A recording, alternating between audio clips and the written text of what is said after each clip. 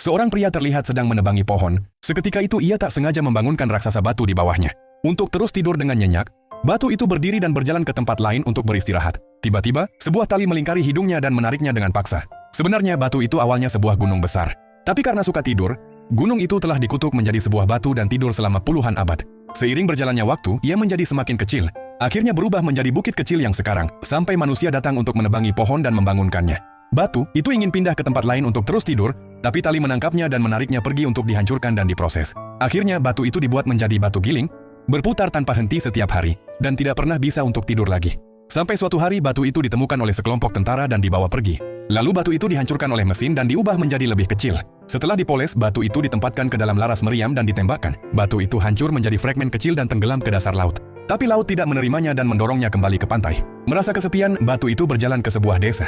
Tiba-tiba batu itu melihat sarung tangan. Batu itu memutuskan untuk menetap di sana. Baru saja batu itu akan tidur dengan tenang, sebuah tangan besar muncul. Seorang arkeolog kebetulan menemukan fosil makhluk kuno di punggungnya. Dari saat itu, batu itu tinggal di museum. Baru saja batu itu berpikir ini akan menjadi rumah permanennya, tiba-tiba seorang anak menggoyangkan etalase.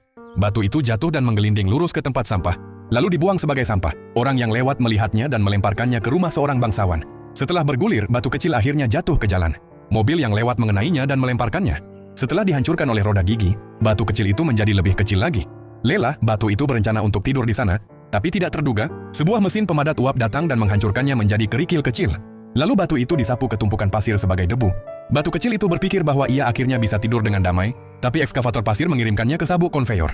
Setelah dikalsinasi pada suhu tinggi, batu itu diproses menjadi kaca presisi tinggi. Ilmuwan menempatkannya pada satelit.